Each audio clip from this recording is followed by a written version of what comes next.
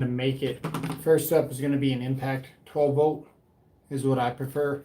The thing with electrical is that pretty much everything that you're driving already has threads, so you don't need a whole lot of torque whenever it comes to your impact, things like that. Other trades, you need as much torque as possible drilling into wood and things. 12 volt is almost pretty much the most you're ever going to need as an electrician.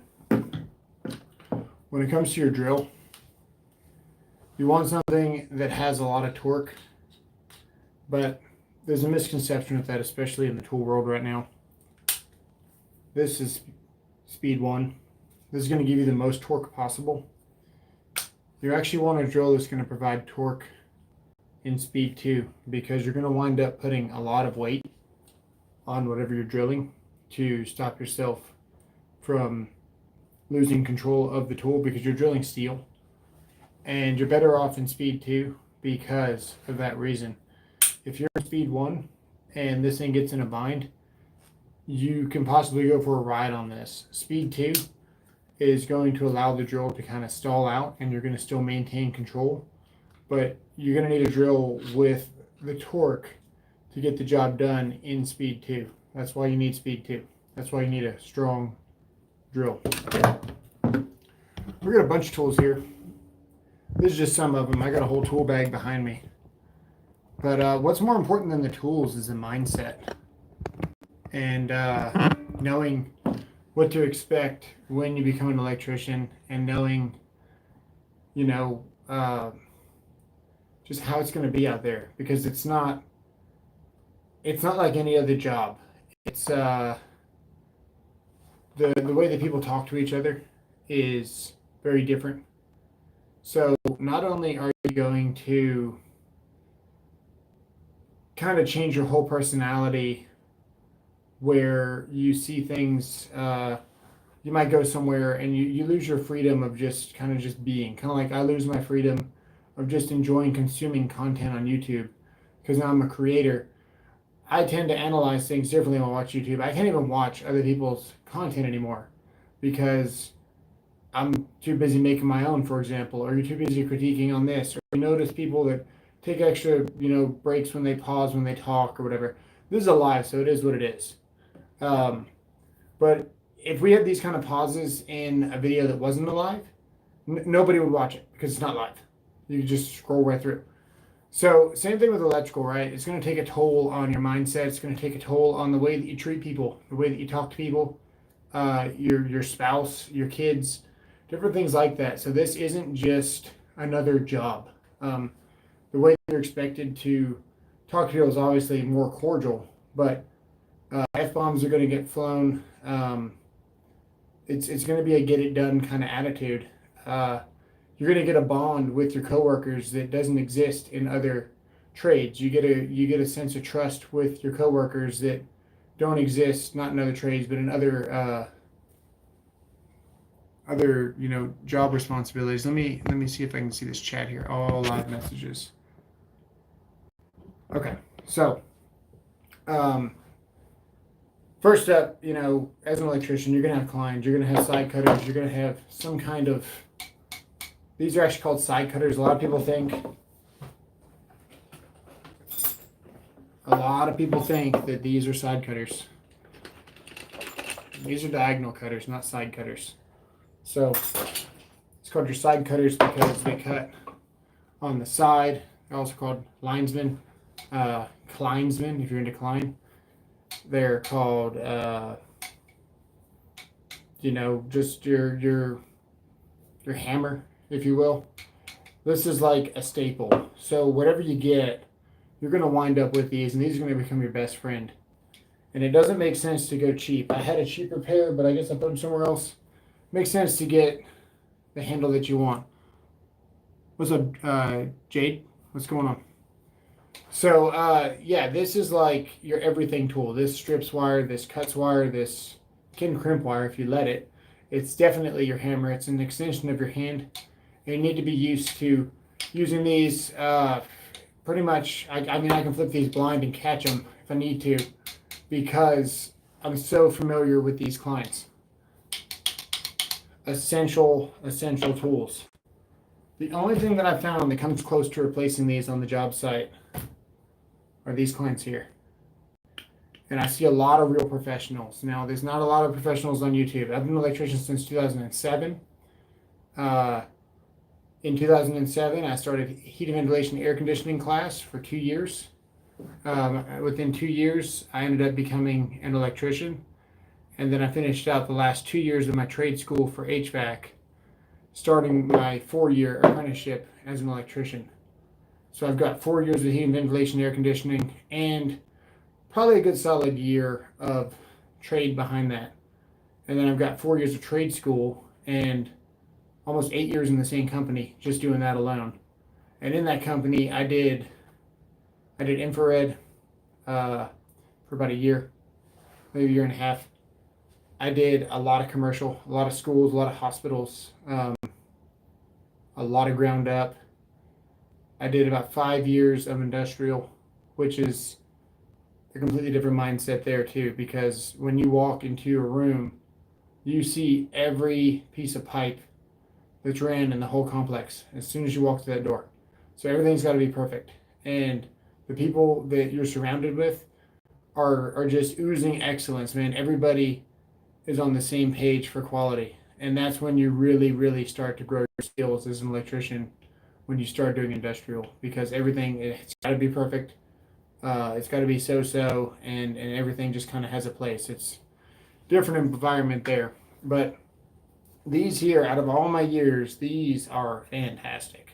They shear the screws, they cut, they crimp, they do beat. They're balanced differently. If you try to balance these right here, you're going to see that you kind of get a nice balance just like that, right?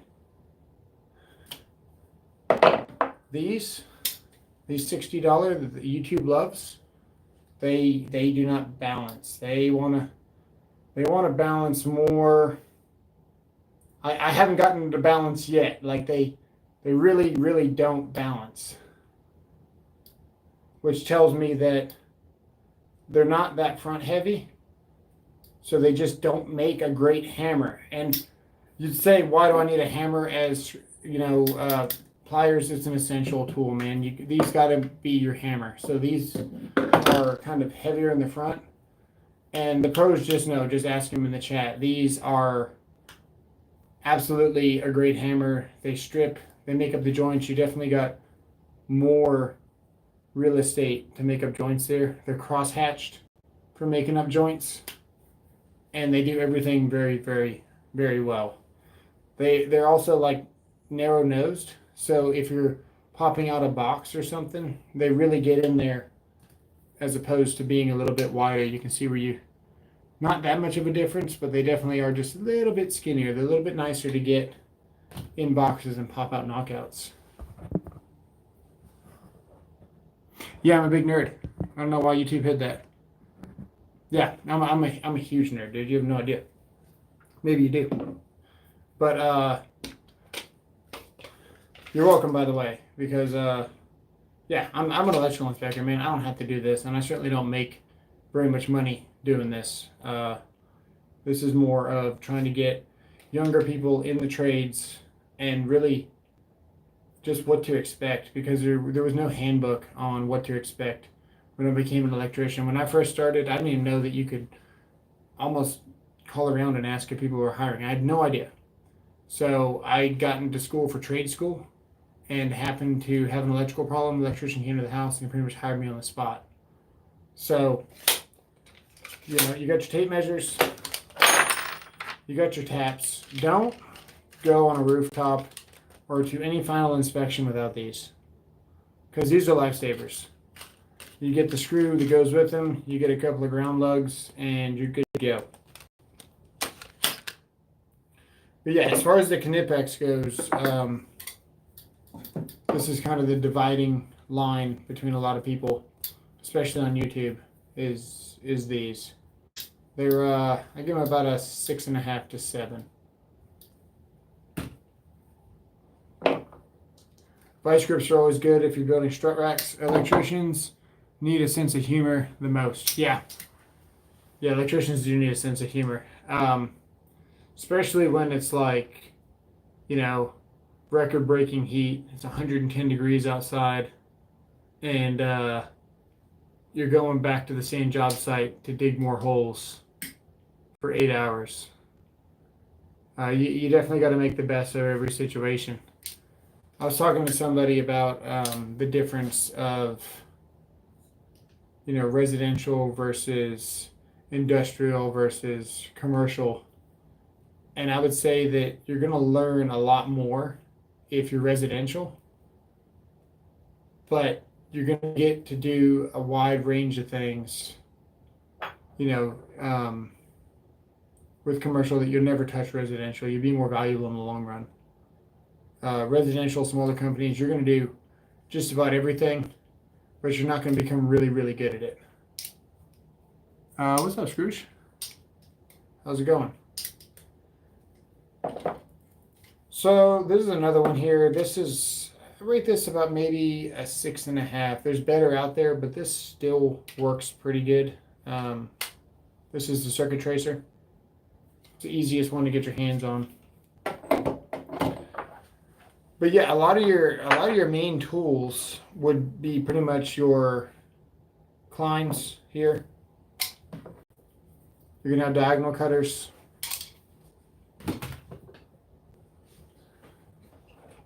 I actually underestimated how important channel locks were. When I say channel locks, I do mean the Knip X. They call them pump pliers nowadays, but it's freaking channel locks as far as I'm concerned. You can't go wrong with these. Whatever, if you get the orange and red grips, or you get the standard ones like this, I've used these things as everything you can imagine. Everything you shouldn't do with them. I've cut chunks of them off with the bandsaw, cutting all thread, holding them upside down. I'm doing pretty good, man. Everything's going pretty good. I think I had some bad food. We had a power outage the other day. I didn't realize it was the whole city, and we went out and ate. And had kind of a bubbly stomach, but it wasn't like bad.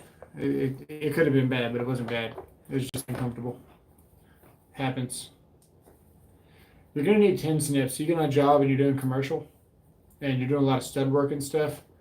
You're gonna have to have 10 snips. There's gonna be something you're gonna have to do. If you've got those L bracket boxes that attach to your four squares, and they're using extra deep studs. Yo, bro, on this YouTube hits hard. Your bio on YouTube hits hard. Appreciate it. I don't even know what I put. What did I put? Water and ice or something? I'm not down with the lingo, man. The bio, like I'm so old school when it comes to that, dude. I'm like no college, right? All trade. I'm literally an electrical inspector that barely skates by with email and stuff, and I just don't know the freaking lingo of like anything. Like I don't know how to do like a formal anything formal. There's nothing formal. It's just like it's so basic and old school. It's great. It gets me out of a lot of things too. It's like, dude, I don't even know how to do that. Like one of my buddies that I roll on with here. He's actually got Alzheimer's, and he's been teaching me how to do this YouTube thing. My dad's an electrician too. That's cool, man. The electrician's where it's at. You're never gonna go starving as an electrician. I met a guy from this YouTube, and he emailed me asking if I knew anybody that was hiring, and he was looking for a job and all this stuff. And I kind of vetted him. I had him at my house, and we were doing a lot of work. And he ended up having to leave and go to Florida or something. And man, that dude just got another job just like that. He left Texas and is already starting another job in another state. And he really doesn't even have a license yet. He's just an apprentice. And he's got all the skills. He's got the mindset that you need. And he's willing to deal with the BS. And that's pretty much all you need. It's my favorite Sparky. That pouch is looking really full. Yeah, man, this pouch is so good, man, because the Vetos, right? Everybody loves the Veto. I'm going to tell you why I don't like the Veto. And it's kind of dangerous to talk bad about Veto on YouTube, but it is what it is, man. this Veto is so good because it's actually in this DeWalt, for starters. So it pops right out. And this has got to be the best thought out pouch that anybody has ever made. I'm a huge Klein fan. I'm a huge Gatorback fan. I'm a huge Racketeer fan. ToughBuilt doesn't even come close to this thing. Now it is $100. So it better be, right? It needs to be a really good tool bag. I've talked crap about Veto for a couple of years now until I found this. This is the only one that makes sense because historically all Veto bags are very bulky. And this one is. It's borderline too bulky for construction, right? We're 5 inches out. So it's going to be sitting off our hip pretty far. I mean, that's pretty far, right? Let me show you what a construction tool pouch looks like.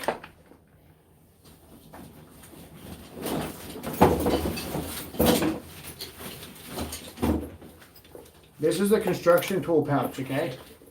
I can take this whole pouch and cram it like this, and it's still not as thick as this Veto, okay? This is all, I mean, it's got a lot of tools in it. It's got a square in there for some reason, but it's a whole tool pouch, right? 2 saddlebags and a thick belt, and it's almost as thick as one Veto. So a lot of people say, why do I hate on the Veto? A lot of it's just all hype. A lot of Veto is just hype and someone on YouTube selling you something. This one is a little bit different because these go through and through. So you can put extra long tools that wouldn't ordinarily sit, and you get a lot of really good retention, and everything just kind of wraps around like leather, even though it's Cordura. It's like ballistic nylon stitched, and everything trains like that's a square now or a rectangle, and it just pops in there like everything. I can literally pop everything out of here fairly easy without really fighting it. Even this level will come out of here really nicely. Here's another one here.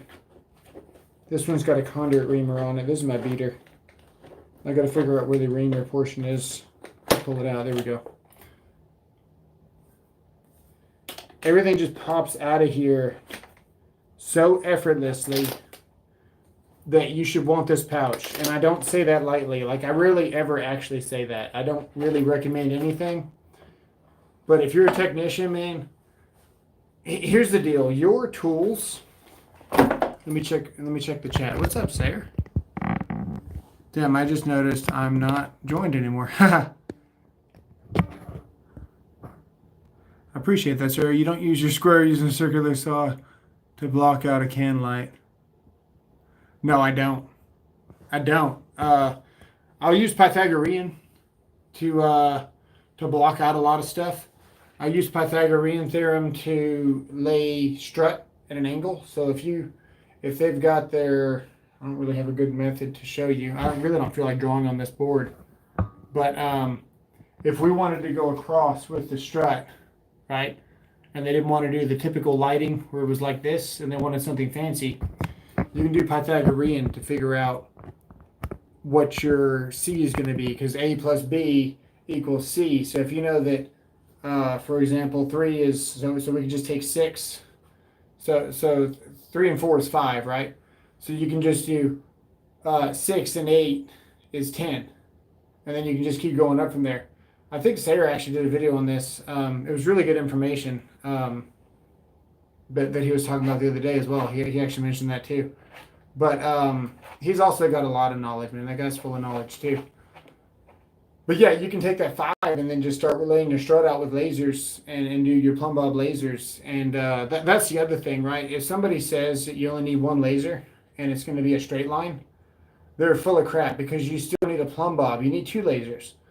So go cheap, get 1 laser that goes like this and maybe like this, but you don't need the one that does the dots and all that stuff, because you still have to buy 2 lasers. You need the plumb bob to set far away so you can visually see the dot on the ceiling, so you can line your other laser up 50 feet away because you can't see the dot on the floor, right? But you can see the dot on the ceiling. So you set your plumb bob way down there, and you can see the dot on your ceiling to line up your laser on your mark that you're closest to. Just a little bit of help there. Let's see here. Talk bad about video all you want. I was on the site with him one time, and he showed me the huge wire cutters that cost about anywhere from $3,000 to $7,000, but forgot. But it's a beast. Yeah, man, those things, they're not as expensive as they used to be, but they are still very expensive. King Green. I'm good, man. Say marshmallow. Okay, marshmallow. Pythagorean theorem is one thing you will use from algebra. Oh, yeah. I'm going to make a full length on it. Nice, buddy. You know what I mean? That's great. Wow, YouTube really doesn't want you to say it. Okay. My autocorrect hates that word. Lasers are only good to a point. They're not always. Yeah, that's true. Tons of Sparkies here. I'm guess there's a shortage of electricians right now. Have 3 different owners trying to get me to start with them. I'm an old man, 53. Man, good for you, dude. Keep it up. Hopefully you're educating us younger guys in the trade. I felt so guilty leaving my last company. I felt so bad, but I had to do it, man. I was making $22.50, right? I had just got my journeymans like 3 years before, right? So I got my journeymans finally, and I was making $17. And this was in 2000 and oh, it was depressing. I was making such little money, dude. It was like 2015. I think it was when my mom passed away. So I was making like, I don't even know if I was making 18 yet. I think I was making $16, right? And I got my journeymans. And I didn't even want to tell anybody, but finally I did. And I told somebody. And then word got out to the boss. So I was like, hey, yeah, what are you going to do, you know? And he said, well, you got to prove yourself. And I was like, what does that even mean? I just got my journeymans, you know? And I'm not making, you know, dick doing it. So long story short, next thing you know, I'm starting to get on this job, and they're making me this lead guy. I'm having to run this crew. And things are going really good. And I think I was doing the church at the time. Then I went and did a hospital, and then I went to a museum and did a redistribution, I think is what I did. And every time I left a job, it was like super profitable. Everything was going really good. And then by the time freaking 2017 rolled around, I was only making like $23. And then they started hiring journeymans at 23. And yeah, I was just like, you know what? I'm out of here. But I felt so bad leaving, man, because I had a lot of guys. Like, I was the kind of person that would make sure to educate everybody. And I kept a lot of really good friends. One of them still my best friend. And I sold him my old house, and we still hang out every chance that we get. And he's now like a really, really valued, you know, guy. I'm a geek though. I'm not a Sparky. I can wire a computer. Just got lucky doing my panel on my house and passed inspection. Nice, man. You never know with these inspectors, dude. I'm an inspector, and I'm not gonna talk shop about what I see and what other inspectors do, but I can tell you right now, a lot of inspectors don't really know what they're looking at. A lot of inspectors still think that the ground rod is king, you know. You can have conversations, because I go to these continuing education things, and I'll talk to all these other guys, and I'll say, hey, why are we making them drive 2 ground rods? And their response is, well, that's just what we do. And it's like, yeah, but the code book says that if you can prove less than 25 ohms, you can just drive 1. Like, oh, yeah, but we know they're never going to do that, so we just make them do it. It's like, you know, it's the exact response of why I became an inspector. Is like, you know, stupid answers like that. Bags don't even go in for less than 30. Yeah. Is 3-foot ground rod code? No, 8 feet is. 8-foot ground rod. Let me see here. Sayer's 87 years old, but looks 50 and still works 29 hours a day and lives on maple syrup and moose. Yeah, exactly. It says moose jerked. He means jerky, but he also means jerked. That's great. Uh, just trying to catch up with the chat. Yeah, man. That's the way it was. I think now, I could probably triple my income if I went back in the field, but there's just too much good to do in my position, and I don't know, man. I get on the job site and I'll see these crazy things, and I just want to, show the code and show why you can't do it, so maybe they won't do it again. And a lot of people would say that I let a lot of people slide and I'm never writing up stuff. But I would say the opposite and say, no, a good inspector is one that's educating, and I don't need to write up as much stuff because I'm actually teaching in my area. So there's two ways of looking at it, For me, if I can see it on the next inspection and keep the job moving, I'm going to do that. If I can't, then it's a fail, but it doesn't always have to be that way. It's not so cut and dry. But yeah, so this is pretty much what you're going to need. I think it was because I did my main panel up like a computer chassis, used to routing stuff inside tight spaces. Yeah. I've been studying as an inspector. I can spot pretty much every trade as I've done them all over the years. Yeah, man. Get your ICCs. ICC safe. Look it up. It's your key to whatever you want to do inspecting. You go get your ICCs. You can get them yourself. You don't even need. Maybe you do need to be an inspector to get them. I don't know. I don't think you do, man. I think it's just a PSI, not a PSI. What is it? It's a Pearson VUE. Pearson VUE will set those tests. So you can go ICC safe, sign up, and then go take your test through Pearson VUE. So I got my commercial, my residential, then my full inspection, and then I've got my energy, and I think I got another one. I got quite a few certs. Sparky stuff is one of the things that can never really comment on because I don't know enough to be a voice like tactics and the other Sparkies here. If you saw my panel, you would all understand. Mahoris, I hope I'm pronouncing that right. 29 years in the trade since 14 full time. Nice, man. ICC, yeah. Yeah, ICC. I think it's ICC. Warning, guys, this individual tried to sell.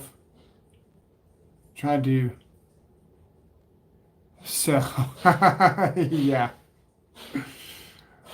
I love spreading misinformation. What's up, some guy? One of the things that's like so underestimated would be black tape. A lot of people think it's like a joke. It's like, haha, black electrical tape, you're going to use it. You actually use this to tie all your wires together on fish tape and stuff more than you know. Electrical tape is probably one of the biggest consumables. That and duct tape if you're pulling big wire. Nonsense.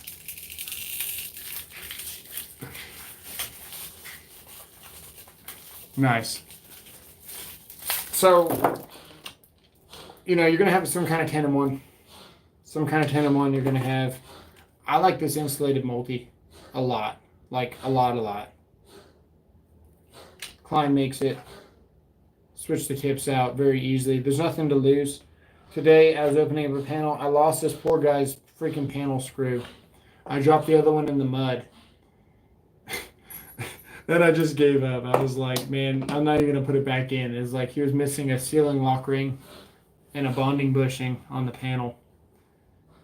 And I was like, to hell with it, man. He's going to get back in the panel. I'm just going to leave the screws out of the panel, put them inside, and I close the door. The power's off anyway. But at the times when you don't meet your inspector on site, man, we're going to lose your panel screws on purpose. You're going to need nut drivers. 9/16, 7/16, and half. And that's about all you're going to need. That's like it. This one tool will do it all. All of it. It's hollow. Really, really good.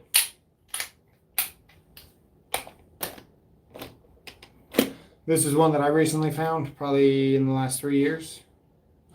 I really like it. I don't think you need it. It's not an essential tool, but once you have it, there's no going back. Then you're going to need a level. That's not a level. Then you're going to need a level. Definitely a pencil and a Sharpie. Hole saws, you're going to go through these like candy. If you know what you're doing and you do it right, you drill your holes first with a different 1/4 inch bit. Then you use this as just your pilot. Don't ever try to drill your hole with your hole saw. If you do, put a washer on it. Just spin freely.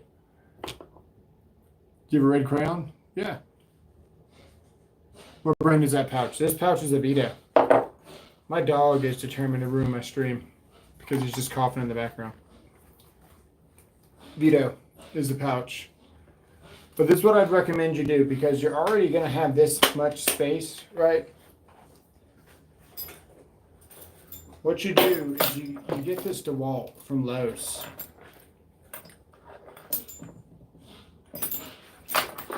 And you pop this Veto in here. Like this.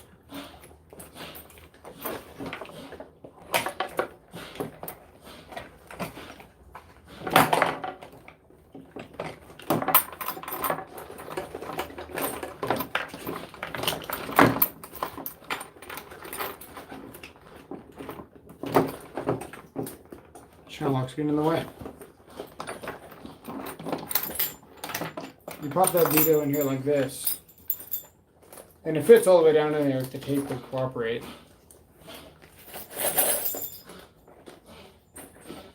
Yeah, there you go.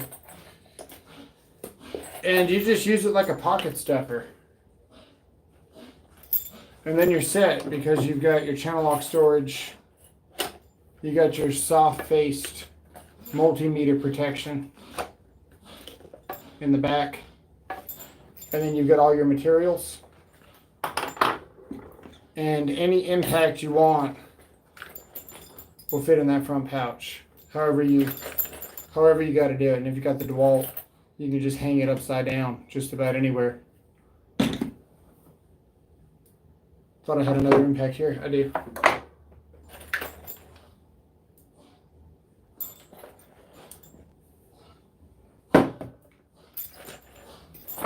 But yeah, that's the setup, man. When I do side jobs, this is the one that I rock.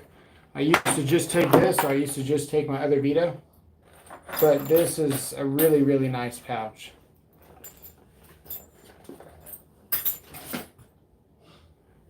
Klein makes these now. Honestly, it's not a bad pouch. For 40 bucks, it's got crap in it right now. Well, I say that. I don't like Milwaukee hand tools, man. They're okay, but they're just not. They're not clients. These are 1,000 volts, so they're never going to fit as good, obviously. But you get the point, right? You got your tools there. The back for your impact to go there. And you got all the spot for your hand tools. It's not a bad pouch.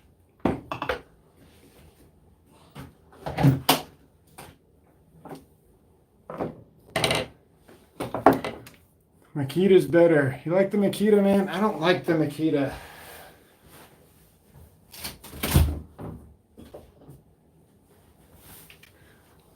Makita. It just doesn't fit my hand.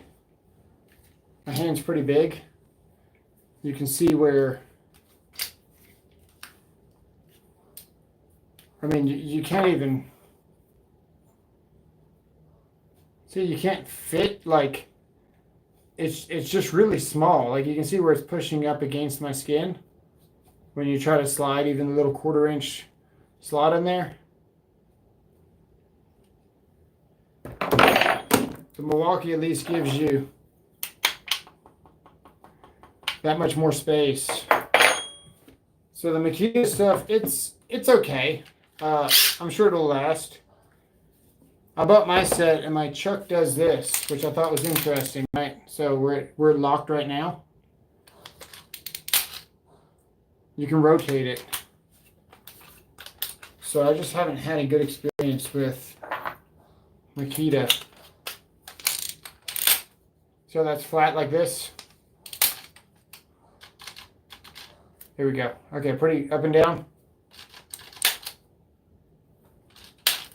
It just clicks. Like, I don't know.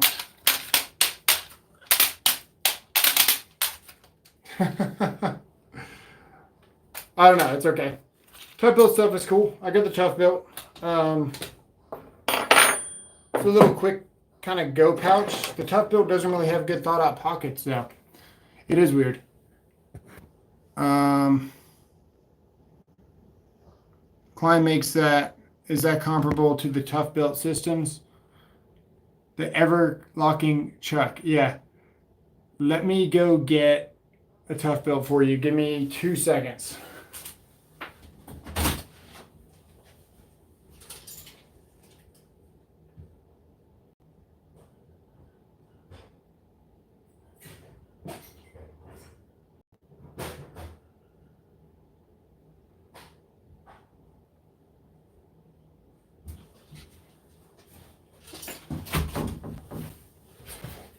So we got the ToughBuilt one. Really nice storage. So we'll put our real tools in here. We'll load this out, if you will. Keep in mind we don't have a whole lot of slots, and the screwdriver slots are not well thought out. They could make these better. Like, the ToughBuilt just took 1 second and realized. See how that kind of flops? Like, they could have made it so much better. So with respect to that, it's kind of irritating, honestly, because this is like the standard, right? This is the golden standard. So for the price, less than 20 bucks, yeah, you got a decent pouch. We can put our Kleins in it. I'm trying to think the way that I think I put my Kleins here. One thing about certain levels, if you get the tall one, it sits on top of this and not underneath. And it kind of pushes this against your body. So depending on what loadout you got, you can't get the longer level in this ToughBuilt. But yeah, if we wanted to load this out, I mean, it's great for pipe, man. You can put both sets of channel locks. You got to put the longer one in the front, just like we talked about. If not, it pushes. But it's not a problem because you got the spacer. Right, so we got our Kleins in the front for our hammer.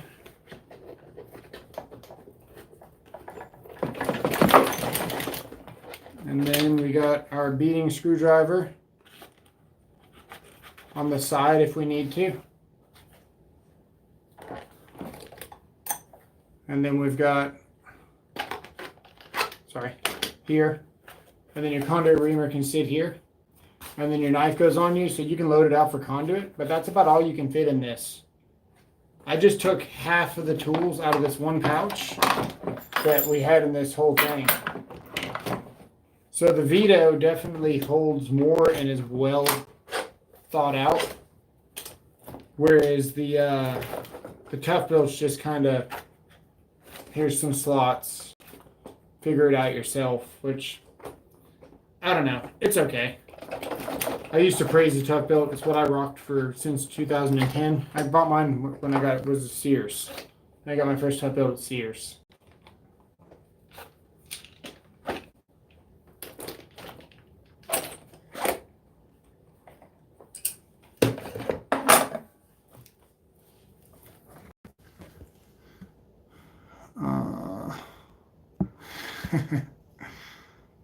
Let's see here. Well, to be truthful, all the tools are getting smaller in the hand grip. Same with the gloves. Yeah.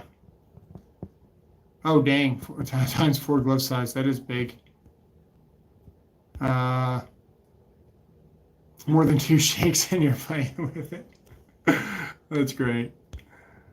Jonathan, sometimes you guys get tough stuff so fast I can't even see what the message was at the mods. Yeah, that's usually purposeful. The mods are doing their job to delete it real fast. Oh, you're a mod too. You can read it after. You can just put show, Jonathan. The one that has the triple stack vertical pouch is great for trim nails. Yes, it is. Especially with the ToughBuilt buckle system. I have one of the bags, the Oxys, but then again, it's versatile. So when I'm doing trim out, I throw that on there for the capacity of the trim nails. Man, I got something, the Technician 10 pocket. I've got that one as well. I stepped on a long, moldy baseboard staple today. There was blood. It's probably not good. Probably not good. I would definitely check on that. I've got a really cool pouch that you've probably never seen before. I stopped showing it for a while because they're going to stop selling it at my supply house. But then they started selling it again. And now Menards has a knockoff of it. Now I've seen the Menards up close because I was FaceTiming somebody. And it's not the quality that I've got. So they're making these pouches for Menards, but like less than half of the quality. So let me show you what it is. It's called Prolock. It's all metal. I'm going to show you.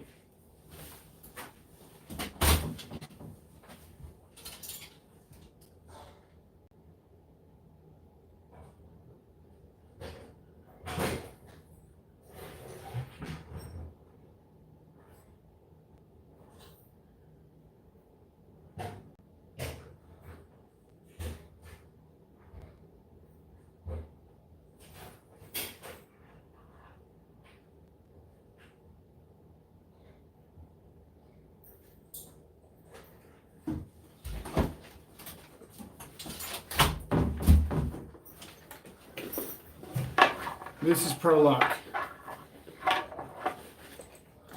I'll show you the individual ones here in a second.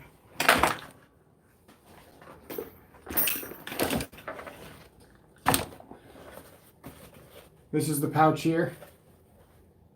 Again, it doesn't have well thought out pockets for screwdrivers, but it makes up with how much you can fit. So we can actually take a whole multimeter and a pair of clients if we wanted to, right off the bat. So that's how much space we're dealing with on these. So you can take your clients, and got a lot of things on the table here. Hang on.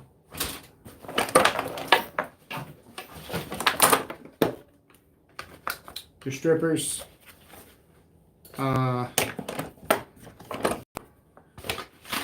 There. Now you understand how much space this thing holds.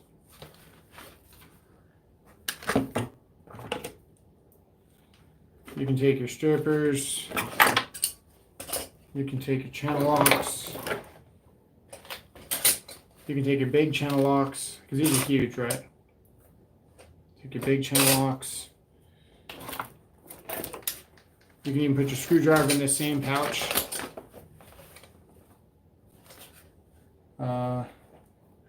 Running out of things to cram in here. And then you got room for your screwdrivers because this is actually deep. So you can even load all your screwdrivers in the front if you wanted to. You can take a circuit tracer if you wanted to. The options on this thing are limitless. And it's 20 bucks. Now we've still got 2 pockets in the front here. And you've got slots in the front that can't fall down. You can take your bits here like this, and we can drop them in the front pocket. And usually that'd be a death sentence, like you would have to fish this out. But I can actually drop like a 1/4 inch nut down here and fish it out because you can reach in there. You can pop these here. You just got so much storage on this thing, man. But the best part about this is that it's metal. So the ToughBuilt is all plastic. This is metal. That's metal. And the button down here, it's not up here. It gets in your way. It goes right there and it lifts right off. So they got kind of the same ToughBuilt design. And we can take one of these. This is the drill holster. Alright, so your drill holster.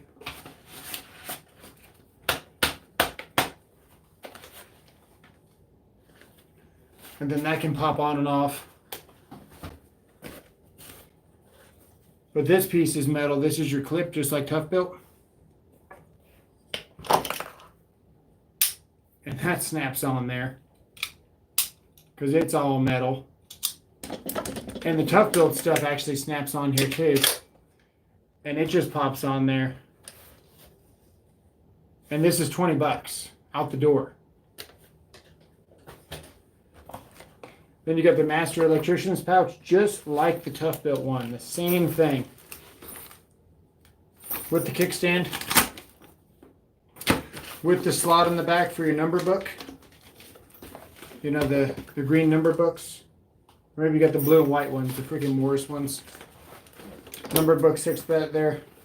And all these pockets break with the Velcro.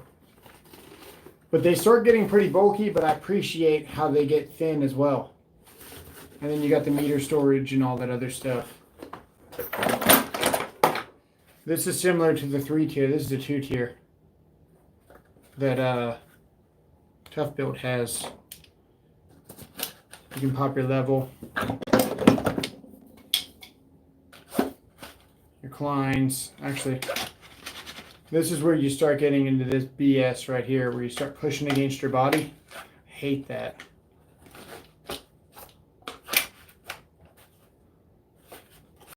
Not bad though, man. After I found these, I stopped talking about ToughBuilt. Let me check the chat.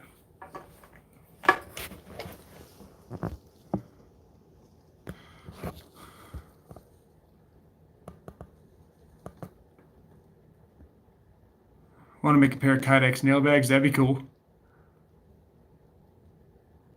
Didn't look like me loading out for a jump in the army. Well, appreciate your service, sir. Technically, cheese is mold too, yeah.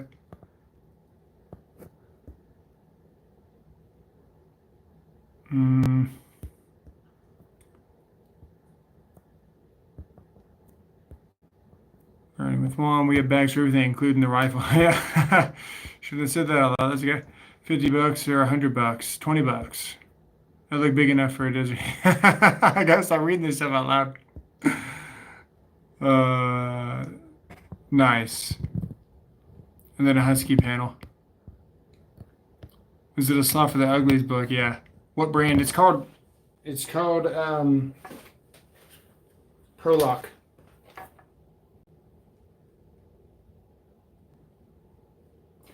They have them at Menards now, but I can tell you right now the Menards are plastic. At least they look very plastic. Pretty, I'm like 98% sure they're plastic. These are metal. And good quality too. So I'm not leaving any, oh, I'm leaving nail marks in there. Nice. For 20 bucks though, and you've got the tape measure slot. Pretty cool.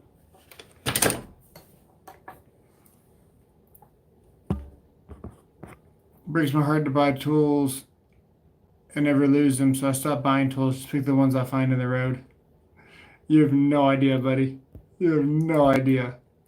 I don't know if you heard my story, how long you've been part of our group here, man, but appreciate you subbing and everything. I can tell you right now, I had mold at my house and I had to throw away everything I've ever owned. Everything. not just like little things, like everything.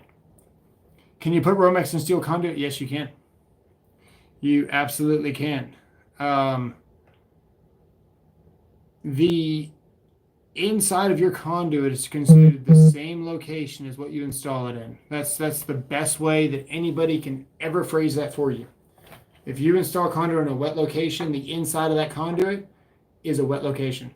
If you install it in a freezer, the inside of that conduit is whatever the freezer is. Not Romex, not MC. Because at some point, the thing's got to dethaw. So you could say, well, it's just frozen. It's always going to maintain that temperature. No, it doesn't. So at some point, it's got to dethaw. KC Shop Tools on eBay, huge market, extremely good prices. Nice. Luis Perez. Yeah. Okay. Just want to do a quick live, just talk about the tools and stuff. We'll get to the mindset. You got to be willing to put up with a lot of crap. You got to be willing to, say yes to overtime and things like that. Your whole mindset kind of has to change on what to expect, because good night. Yeah, we'll see you later, buddy. If you're an apprentice going into this, you got to have the willingness to learn and the open mind to just kind of get whatever you need before you need it. Try to figure out what you're going to need next, and just try to help. Normally putting Romex in steel conduits for protection depends on your conditions and why you're doing it. If you're an apprentice, empty your cup. Yeah, maybe like a sponge. Exactly. Best Hank Hill impression, go. Love Milwaukee rack, trying to get one here soon. Yeah, the Milwaukee stuff's pretty cool, man. This room is pretty decked out, man. I got it all.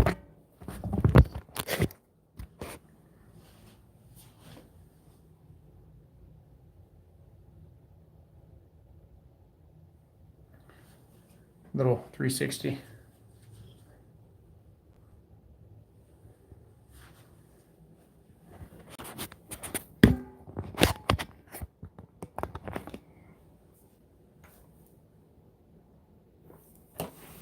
I tell you what. How many people do you hire without any experience? As many people as possible, man. You want somebody without experience, because not only can you pay them less, right? That's a bad way of thinking about it, because you are investing in that person. So you're better off getting somebody with no experience and training them to your expectations. If you've got the mindset to teach. If you don't have the mindset to teach, then you don't want to hire anybody without experience, because it's just not going to be good for both people. But if you're looking to invest in somebody and teach them everything and potentially hang on to that person and then get somebody that's going to be a lifelong friend, that's fully dependable, that has zero tools, that is completely relying on you, that's a really, really good spot to be in, is to get somebody that is definitely relying on you. And you guys need each other as much as, each other, kind of thing. It's a mutual relationship, but you definitely hold the cards in that you're paying them. I'm not saying to take advantage of somebody, but definitely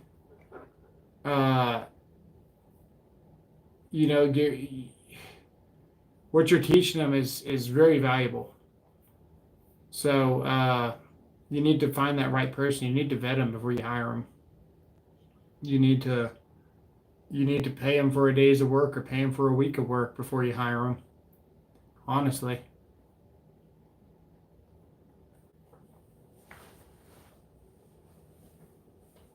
Yeah. Can you do something, Robert, out of a piece of wood with your flex recip saw, please, if you can? Man, I gotta go to bed. I gotta go to bed. If not, I would. What do you want? Cut a piece of wood with your flex reset, please, if you can. Yeah, we'll do it. What do you want to see? We'll get it. Hang on. We'll get it.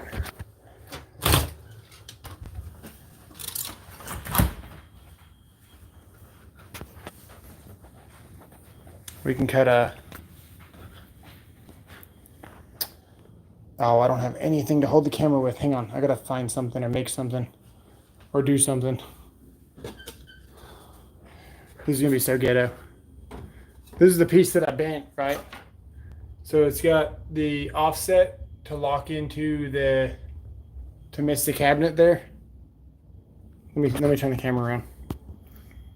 It comes around, it 90s up, it 90s over, and then it locks into a box at the top. And I can pop it out whenever I want. So what I'm gonna do, leave this right here on top of this piece of wood. Yeah.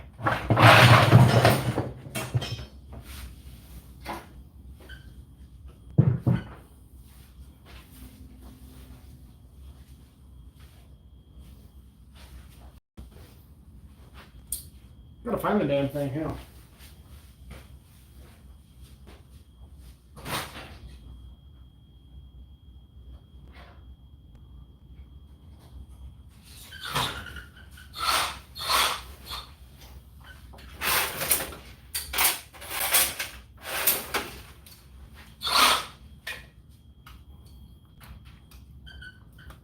The quick insert.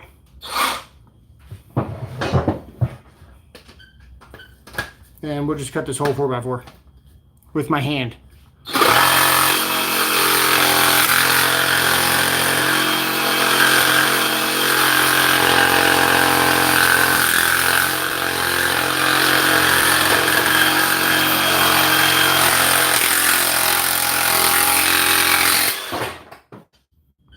Kind of cheated.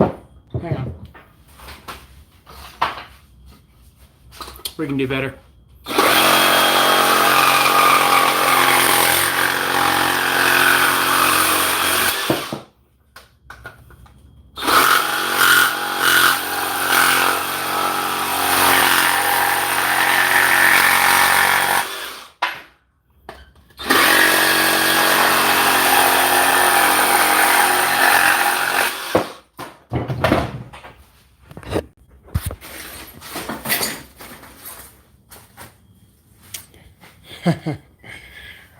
I don't think there's a better recip saw out there in the market.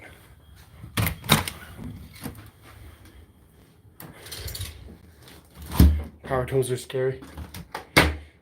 Check out how cold it is in here. I had my HVAC guy come, put another grill in here, and we get frost on the windows.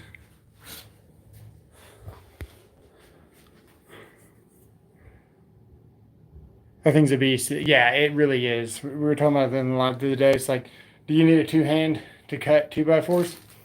No, you just need that thing. Like, that thing's so awesome, man. You're so safe with one hand, too. It's a copy of the DeWalt. It's completely different. It's a 24-volt motor. It's a beast. That was a stack lithium battery. That was a tiny 3.5.